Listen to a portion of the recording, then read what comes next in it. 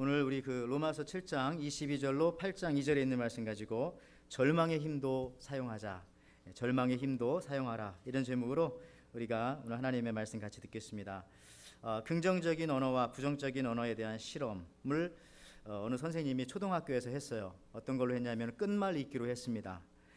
긍정적인 학생이라고 생각하는 아이한테 가짜, 한국말로 가짜를 이렇게 했어요. 가 했더니 가정, 정상, 상식, 식사, 사랑, 랑 데뷔, 뷰티풀, 플라워, 이렇게 나왔어요. 정말 좋다. 근데 이제 그 다음에 부정적인 학생한테 가짜를 줬죠. 가 했더니 가정법원, 원망, 망신, 신음, 음란물, 물침대, 대가리, 뭐 이렇게 갔다는 겁니다.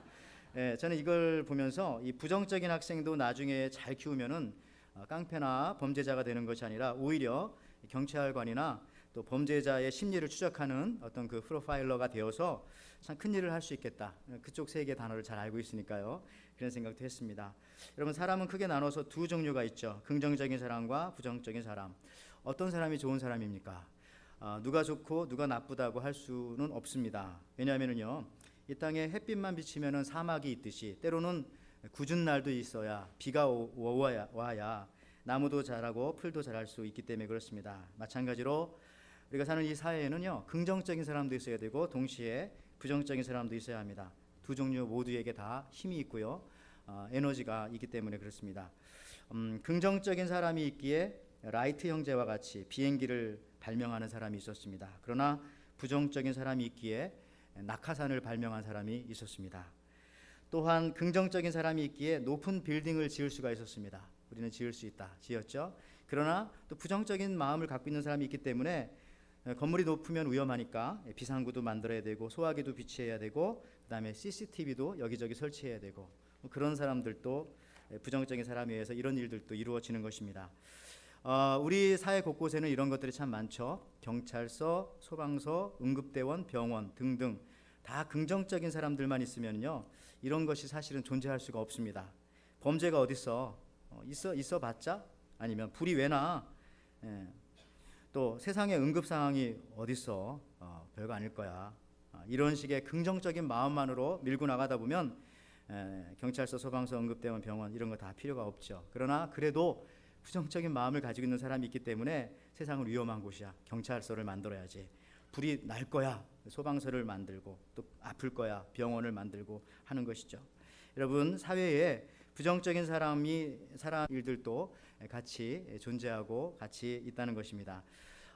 우리의 에너지가 항상 햇빛에서만 얻는다고 생각하지 마시기 바랍니다. 때로는 비바람, 이 바람을 통해서도 얻을 수가 있죠. 그래서 태양열 발전소가 있는가 하면은 풍력 발전소도 있는 것입니다.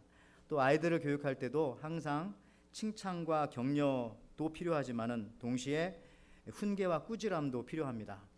긍정과 부정이 같이 있어야 되고 그것이 균형을 잡아야 된다는 것이죠. 어떤 의미에서 보면은 이 교회도요, 인간의 죄성을 하나님께서 아시기에 하나님께서 주신 영적인 병원과 같은 기관입니다. 예수님을 믿고 구원받았으면 죄를 하나도 짓지 않고 모든 말이나 행동도 다 이제 아름다울 것이야 라고 하나님께서 보셨다면은 우리에게 교회를 이렇게 주시지 않으셨을지 모르겠습니다. 그러나 주님께서는 이 땅에 교회를 세우시고 믿음의 공동체들을 통해서 세우신 것에는 주님의 깊은 뜻이 있다는 것이죠. 구원받았지만은 죄를 또 짓게 될 것이고 범죄를 또 하게 될 것이고 또 약해질 것이고, 그렇기 때문에 하나님께서 우리에게 믿음의 공동체인 교회를 허락하여 주셨습니다. 1950년대 인류학자였던 밥 레빈이라고 하는 사람은요, 태평양 섬 한가운데 그 타히티라고 하는 아름다운 섬이 있지 않습니까? 거기가 다른 곳에 비해서 자살률이 매우 높다는 것을 알게 되었고요, 그 의문을 해결하기 위해서 나섰습니다. 그 결과 이 타히티에는 슬픔이라고 하는 개념을 가진 단어가 없었다고 합니다. 그래서 슬픔을 느끼면서도요, 그것을 표현할 용기가 없어서, 용어가 없어서, 슬픔은 존재했지만은 슬픔을 치유해야 할 그 어떠한 관습도 의식도 없었다는 거죠. 심지어 장례식이라는 것들 뭐 이런 것도 없었고, 그래서 슬픔의 감정은 존재하지만 그것을 해결할 방법이 없었습니다. 우리도요, 예수님 믿고 나서 이제 내 사전에 절망, 슬픔, 고난, 고통 이런 단어들은 없어 라고 말해봤자 그런 것이 있는 걸 어떻게 합니까? 그죠? 여러분들, 기쁨도 하나님의 것이지만 슬픔도 하나님의 것입니다. 기쁨도 하나님이 우리에게 주시지만은 불쌍한 걸 보면은 슬픈 마음이 생기는 그 마음도 하나님이 나한테 주시는 겁니다. 평안도 하나님이 주시는 것이지만 두려움과 경외도 하나님이 주시는 것입니다. 하나님은요, 낮도 지으시고 또 밤도 지으셨습니다. 우리는 빛의 부재를 밤이라고 생각할 수 있어요. 빛이 없으면 밤이 된다. 그렇지 않습니다. 하나님께서는요, 낮과 밤을 따로따로 각각 만드셨습니다. 자, 시편 74편 16절에 보니까 낮도 주의 것이며 밤도 주의 것이니 주께서 해와 달을 만드셨습니다. 여러분들, 애들이 밤에 클까요? 낮에 클까요? 밤에 큰다고 저는 알고 있어요. 그래서 우리는 아이들한테, 크는 아이들한테 일찍 자라, 푹 자라, 조금 더 자라. 생명 성장을 위해서는 낮도 필요하지만은 밤도 필요합니다. 낮이 주는 힘도 있지만은 밤이 주는 힘이 분명히 있습니다. 대부분의 사람들의 그 새 출발은 밤에 많이 이루어졌어요. 출애굽을 하는 이스라엘 백성들도 밤부터 준비해서 새벽녘에 떠났어요. 그러니까 밤에 떠난 겁니다. 자, 출애굽기 12장 42절 말씀 보시면, 자, 이날 밤은 여호와께서 자기 백성을 이집트에서 인도하기 위해 택하신 밤이므로 이스라엘 백성은 여호와의 구원을 기념하는 날로 이 밤을 대대로 지켜야 할 것이다. 한 구절 안에 밤이라고 하는 단어가 3번씩이나 나왔습니다. 하나님은 우리의 인생의 낮도 주관하시지만은 우리의 밤도 주관하시고요. 특별히 중요한 일을 하나님께서 행하실 때에 밤에 역사하시는 경우가 많이 있습니다. 출애굽도 그렇게 이루어졌으니까요. 야곱이라고 하는 사람도 하나님을 처음 뵌 곳은 베델이지만 시간적으로는 밤이었습니다. 창세기 28장 11절에서 12절 말씀 보니까 한 곳에 이르러는 해가 진지라. 거기서 유숙하려고 그곳에 한 돌을 가져다가 베개로 삼고 거기에 누워 자더니 꿈에 본즉 사닥다리가 땅 위에 서 있는데 꼭대기가 하늘에 닿았고 또 본즉 하나님의 사자들이 그 위에 오르락 내리락 하고, 야곱이 하나님을 만난 그때는 밤이었습니다. 또 창세기 42장 6절에 보면 야곱이 이제 진정으로 회개해서 하나님을 만났을 때 모습이죠. 그 밤에 하나님이 이상 중에 이스라엘에게 나타나 이르시되 야곱아 야곱아 하는지라. 야곱이 이르되 내가 여기 있나이다 하매. 야곱이 또다시 부르심을 받을 때도 역시 밤에 하나님께서 그를 불렀습니다. 베드로가 감옥에 갇혀 있을 때에 주의 천사가 와서 베드로를 신비한 방법으로 감옥에서 구출해냈어요. 역시 그것도 밤이었습니다. 사도행전 5장 18절에서 20절 말씀에, 자, 사도들을 잡아다가 옥에 가두었더니 주의 사자가 밤에 옥문을 열고 끌어내어 이르되 가서 성전에 서서 이 생명의 말씀을 다 백성에게 말하라 하매. 자, 우리가 인생의 밤을 지날 때에 오히려 하나님께서는 우리에게 더 많이 나타나시고 또 하나님께서 우리에게 더 많은 기적을 보여주십니다. 우리 가운데 문제의 밤을 지나고 계신 분들이 혹시 우리 중에 계십니까?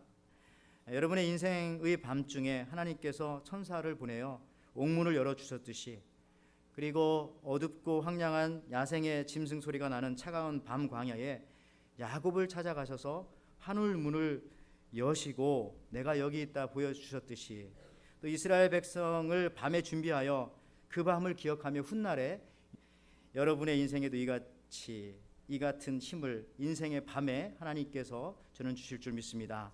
행여나 힘들고 어려운 분들 여기 계시다면은 이 시간 내가 예수 안에 있으면은 하나님께서 나에게 힘 주시는 시간이다라고 믿을 수 있습니다. 오늘 본문에도 보면 그렇죠. 구원받은 사도 바울조차도요, 로마서에서 인생의 밤을 지금 경험하고 있는 겁니다. 그래서 그는 고백하기를, 오늘 본문 로마서 7장 24절에 오라 나는 공고한 사람이로다. 이 사망의 몸에서 누가 나를 건져내랴. 여러분, 이 로마서를 쭉 읽어보신 분이라면은 로마서 4장, 5장, 6장에는요 이 사도 바울이 구원의 의미, 또 구원의 감격, 구원의 은혜에 대해서 입에 침이 마르도록 간증하고요, 또 설교하고 감사했던 그 사도 바울이 왜 갑자기 7장에 와서, 그 후반부에 와서 오라 나는 비참한 사람입니다 라고 그렇게 탄식하는 것일까요? 오히려 여러분, 죄 가운데 있으면은요 우리가 죄를 깨달을 수가 없습니다. 수영장 안에서 물 바켓을 들고 물속에 서 있으면 그 바켓이 무겁지 않아요. 그러나 그것을 물 바깥으로 가지고 나오는 순간부터 무게가 느껴지기 시작합니다. 우리가 죄 바깥으로 나올 때 죄에 대해서 더 민감하게 반응하게 된다는 것입니다. 예수님 안에 들어오고 난 다음에야 그것이 죄이었었구나, 그게 죄였네 라고 그런 것을 깨닫게 되는 것이죠. 죄 가운데 있으면 죄인 것을 깨닫지 못하듯이, 그러므로 내가 죄를 깨닫는다는 것은 죄인임을 깨달아 죄를 멀리할 수 있는 능력이 생겼다라고 하는 것을 의미하는 것입니다. 즉 우리가 예수님 믿기 전에는요, 죄 지을 능력 한 가지밖에는 없었습니다. 그러나 예수님을 믿고 난 다음에는 죄 지을 능력도 있지만은 죄를 멀리할, 죄와 싸울 능력도 우리 속에 임하였다라고 하는 것입니다. 우리 해적선 안에서 아무리 착한 일을 하고, 그 해적선 안에서 아무리 선배님을 깍듯이 모시고 예의 바르고 인사 잘하고, 남보다 먼저 일어나서 가판을 청소하고 빨래하고, 남들을 다 자는데 혼자 솔선수범하여 다른 사람들을 위해서 봉사하며 헌신한다 할지라도 그것이 상받지 못할 것은 그가 있는 곳이 해적선이기 때문에 그렇지 않습니까? 아마 해양 경찰한테 잡히면은 충성했다고 더 벌을 더 받을지 모르겠습니다. 이처럼 우리가 그리스도 밖에 있을 때에는 아무리 착해도 우리는 오직 죄 지을 수밖에 없는 한 가지 능력만 있었다는 것입니다. 예수님 믿기 전에는. 그래서 오늘 사도 바울이 예수님을 철저히 만나고 나니까 오히려 그때 절망하게 됩니다. 오 주님, 제가 이 정도밖에 되지 않았군요. 오 주님, 제가 의인인 줄 알고 제가 그래도 주님을 위해서, 교회를 위해서 한몫하는 줄 알았는데 저 역시 죄인이었습니다 하면서 자신의 모습이 보이기 시작합니다.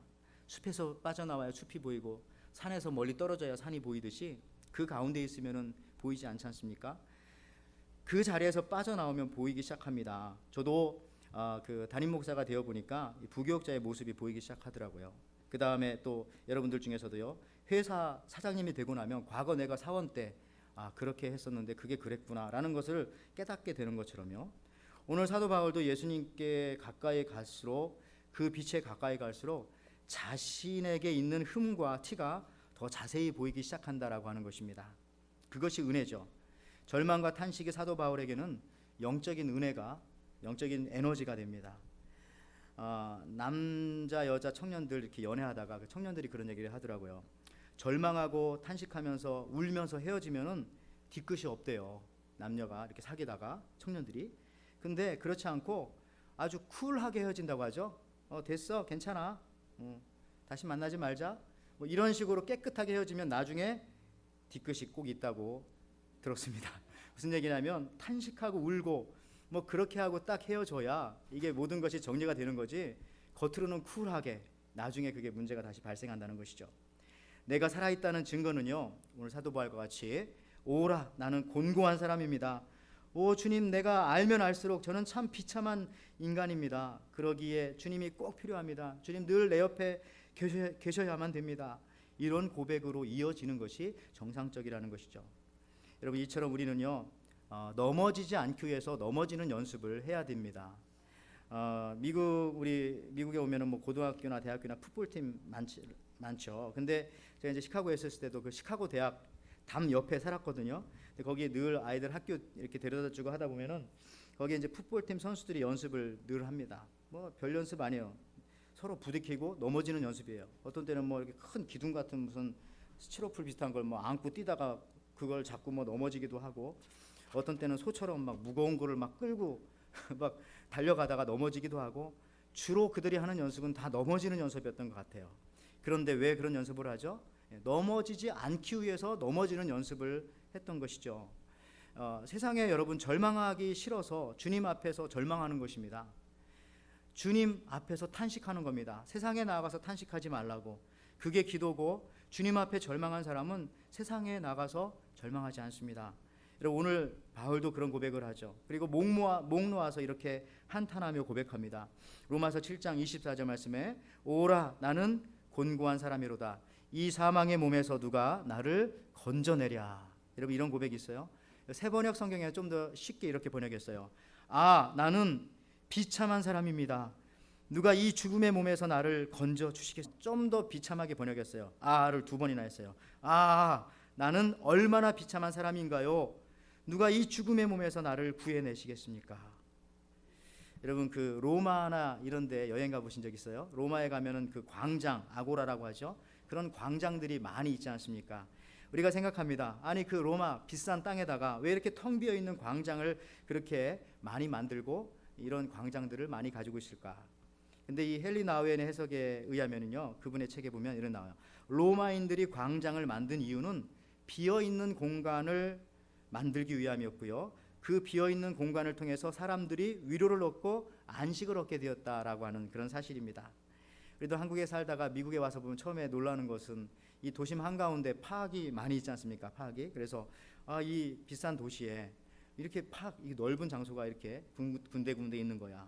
그러나 그것 때문에 거기에 사는 사람들이 안식을 얻고 휴식을 얻는다는 것이죠. 여러분 마찬가지로 이 로마에 가면은 이 광장에 또 광대들이 늘 있다고 합니다. 그래서 그 모습을 보고 위안을 받는다고 해요. 그래서 어떤 광대는 여행객들을 따라가면서 뒤에서 깜짝 놀래켜주는 그런 광대들이 있대요.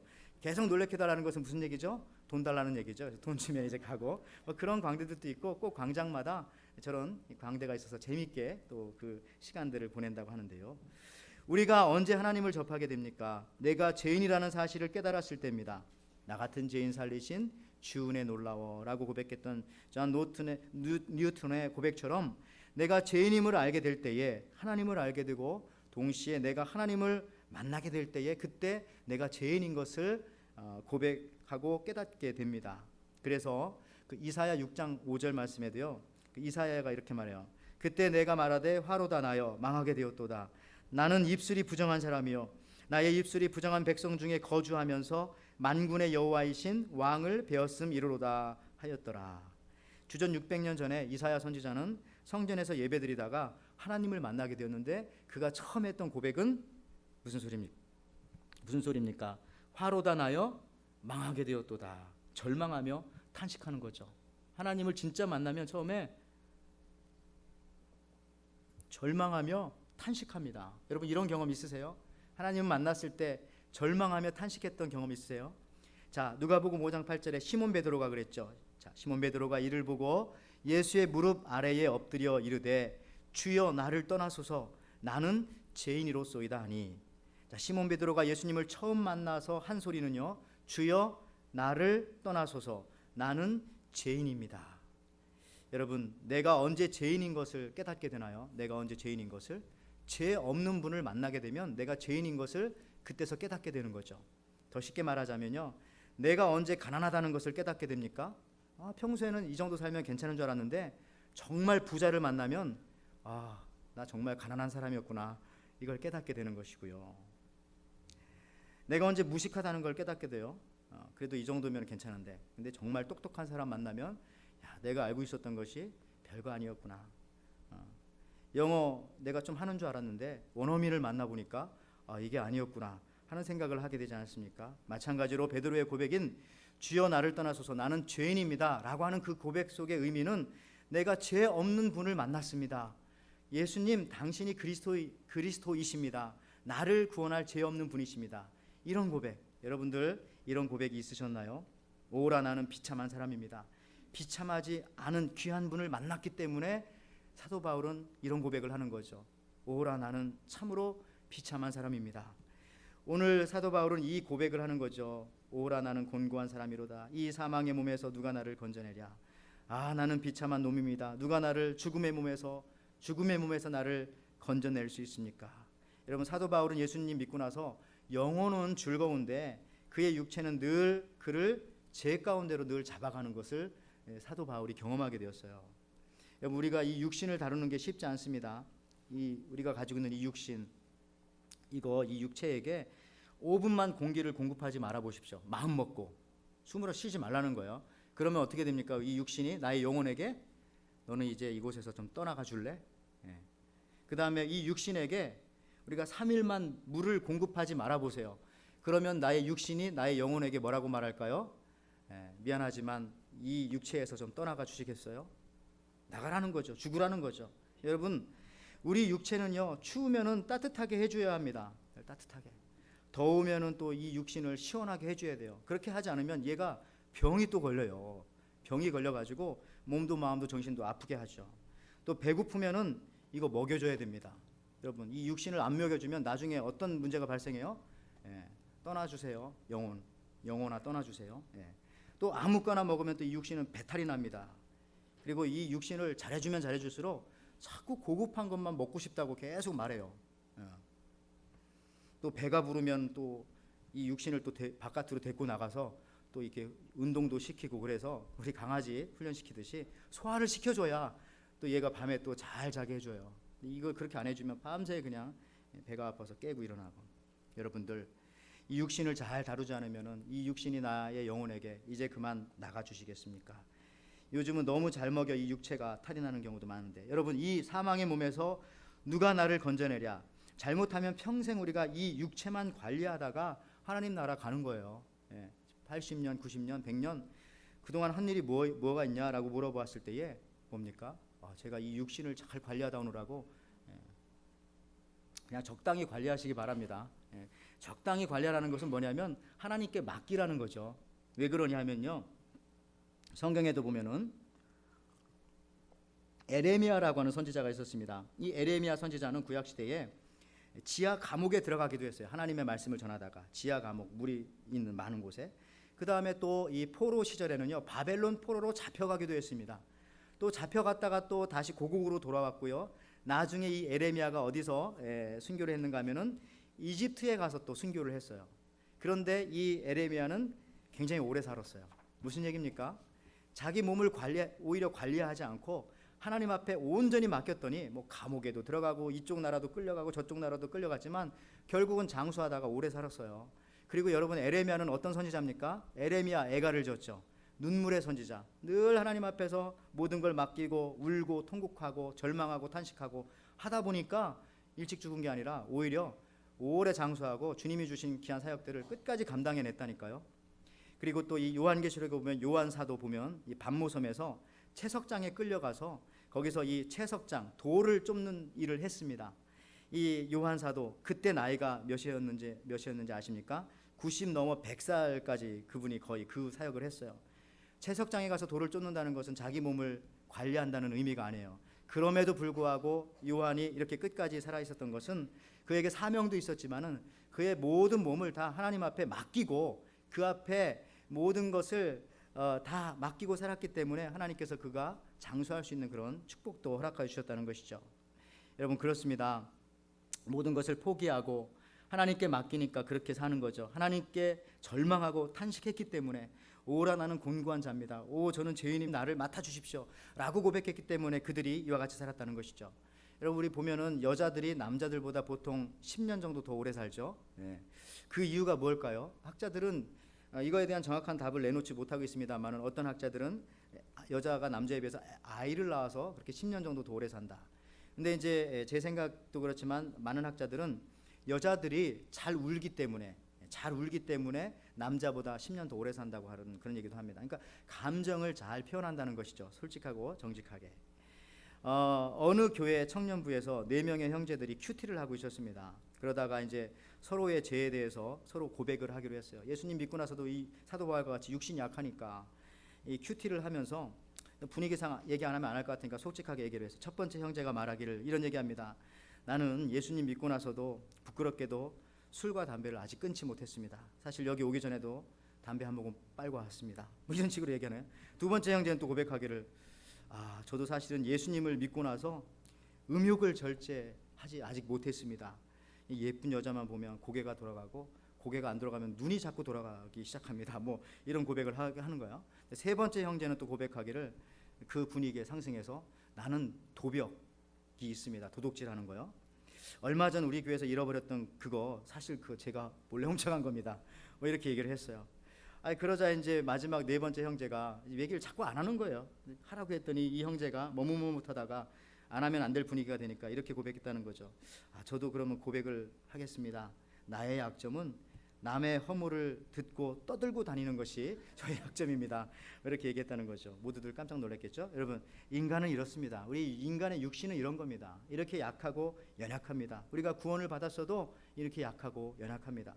오늘날 우리의 문제는요, 바울과 같이 오라 나는 곤고한 사람입니다. 이 고백이 없기 때문에, 이 고백이 적기 때문에 그렇습니다. 예수님 만났고 그리고 사도 바울처럼 예수님을 만나서 성화되는 과정에 있다면은 바울과 같이 오라 나는 공고한 사람입니다. 저는 비참한 사람입니다. 이 고백이 반드시 나와야 된다는 거죠. 거룩하신 하나님을 만났는데 이 고백이 어찌 아니 나올 수가 있습니까? 예수 믿고 살면서 이런 고백 여러분 하신 적 있으세요? 이런 고백을 지금도 하시면서 살아가십니까? 완전한 절망을 체험하지 않고 일을 시작했기 때문에 열매가 없는 경우가 많습니다. 건물을 새로 지으려면 옛 건물을 다 완전히 허물어 버리고 그 후에 지어야죠. 그 후에 다시 지으면은 그게 온전하겠습니까? 꽃이 져야만이 그 꽃이 진 자리에 열매가 맺히는 것입니다. 구약 성경에 보면 나아만 장군이 문둥병에 걸렸어요. 근데 그거를 인정하지 않는 거예요. 당신은 문둥병자입니다. 이것을 인정하기까지 시간이 많이 걸렸어요. 근데 그걸 인정하니까 그때서야 나아만 장군이 요단강에 7번 들어가게 되었고, 그리고 그 병이 치료되었다는 것이죠. 내가 병자임을, 내가 죄인임을 인정하는 그 순간부터 치유의 역사가 나타나기 시작한다라고 하는 것입니다. 어느 여자 유학생이 자기 집으로 이제 그런 편지를 했어요. 사랑하는 아버지, 어머니, 그동안 편지하지 못해서 죄송합니다. 그 이유는 제가 사는 기숙사에 불이 났기 때문입니다. 다행히 저는 안전합니다. 사귀는 남자친구가 도와주었어요. 또한 갈 곳이 없는 저에게 남자친구가 친절하게도 자기 방에서 같이 있을 수 있게 해주었어요. 참 아버지 그동안 갓난아기들만 보면 귀여워하셨죠? 저 임신했어요. 지금 남자친구가 잘해줍니다. 근데 편지 밑부분에 이제 가로 열고 뒷면도 보세요. 이렇게 했어요. 뒷면을 딱 이렇게 돌려봤더니 아빠 놀라셨죠? 사실은 제가 사는 기숙사에 불이 나지 않았어요. 저는 건강하고요. 임신도 하지 않았어요. 물론 남자친구도 아직 없습니다. 그런데 용서를 빌 것이 있어요. 아빠 저 F학점 3개나 맞았어요. 용서해 주실래요? 네. 여러분 이게 참으로 고단수인데요. 그러니까 최고 그 긴장 상태까지 갔다가 풀어주면서 자기 잘 못 받은 학점 얘기를 한 거죠. 글쎄 내가 아빠였다면 용서해 줬을까 아니면 화가 더 났을까 그건 잘 모르겠는데, 하지만 그 취지는 이해가 되시죠? 그렇습니다. 철저하게 절망하는 중에 오히려 거기서 새 희망과 감사와 용서가 싹 터오르기 시작한다는 것이죠. 그런데 오늘 본문에서 사도 바울의 모습 속에도 아주 중요한 것 한 가지가 그거죠. 바울은 자신이 크게 절망합니다.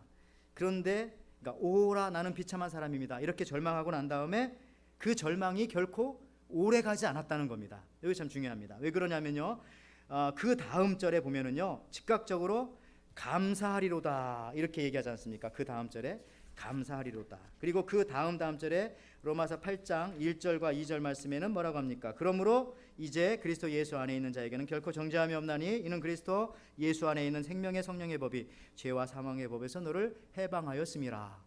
절망을 철저하게 합니다. 근데 그 절망의 시간이 오래 가지는 않는다는 것이죠. 어설프게 절망하면 대신에 오래 갑니다. 그런데 정직하고도 철저하게 주님 앞에 절망할 때에 그 자리에서 또한 새로운 감사와 생명과 자유를 누리게 되는 것이죠. 여러분 탕자가 언제 돌아왔어요? 아버지한테 돼지가 먹는 쥐염 열매도 못 얻을 때, 그때 돌아오게 된 겁니다. 그 누가복음 15장 16절 말씀을 자세히 읽어보면요, 자 그가 돼지 먹는 쥐염 열매로 배를 채우고자 하되 주는 자가 없는지라. 그리고 나서 17절 18절에 이에 돌이켜 이르기를 아버지에게는 양식이 풍족하구나. 내가 일어나 아버지께로 가야지 하고 결심하고 간다는 겁니다. 아버지한테 먼저 결심하고 간 게 아니라 무화과 떨어지니까 이런 결심이 났어요. 돼지가 먹는 쥐염 열매도 못 먹게 되니까 그때서야 절망하고 나니까 그때서야 아버지 생각이 딱 떠오른 겁니다. 우리도 마찬가지예요. 이 쥐염 열매 같은 거 아직 여러분들 주님 앞에 주님께 안 돌아왔다면은 아직 돼지가 먹는 그 쥐염 열매를 지금도 막 손에 들켜지고 이게 있기 때문에 아직 절망을 철저하게 하지 않았기 때문에 아직도 요게 남았기 때문에 아버지 생각을 하시고 있지 않는 건 아니십니까? 아직도 아버지께 돌아가지 못하는 것은 아닐까요?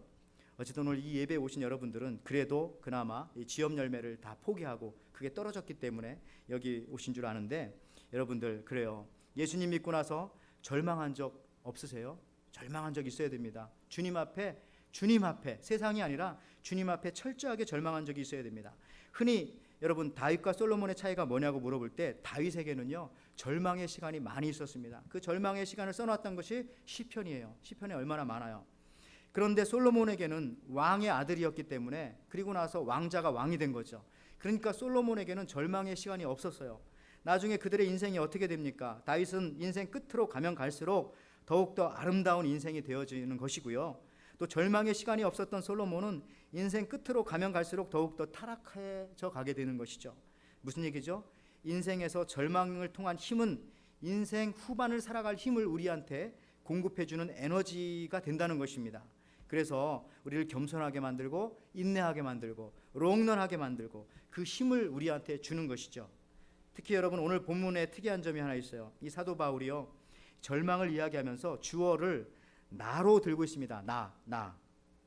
자, 오늘 로마서 보면은요, 앞부분에서는 주어가 거의 다 우리입니다. 우리. 로마서 4장, 5장, 6장을 읽어보시면 우리가 알거니와 우리가 아직 죄인 되었을 때에 우리가 무슨 말하리요, 우리는 그의 죽으심과 아파요 세례를 받은 줄 아노니 우리가 그의 죽으심과 같이 해서 우리라는 말이 이 로마서 7장 앞부분만 하더라도 많이 나와요. 그러나 자기의 절망을 얘기할 때는 주어가 거의 100% 납니다. 나의, 내. 그래서요, 오늘 22절과 24절만 보더라도 그 짧은 두 구절 안에도요, 내 속사람으로는 내 지체 속에서 다른 한 법이 내 마음의 법과 싸워 내 지체 속에 있는 죄의 법으로 나를 사로잡아 오는 것을 보는도다. 오라, 나는 곤고한 사람이로다. 이 사망의 법에서 누가 나를 건져내랴. 나가 왜 이렇게 많아요? 무슨 말이죠? 자기의 절망에 대하여서 다른 사람을 핑계하지 않는다는 겁니다. 절망의 주체가 나예요. 나 때문에 내가 절망했다고 해야지요. 그래야 거기에 치유가 일어나고 거기에 새로운 힘이 생기고 새로운 출발이 이어지지요. 자기가 절망한 이유가 김 집사님 때문에, 자기가 절망한 이유가 이 권사님 때문에, 자기가 절망한 이유가 우리 교회 때문에, 이러면 그 사람은 그 절망에 빠져서 절망에 이르게 될 겁니다.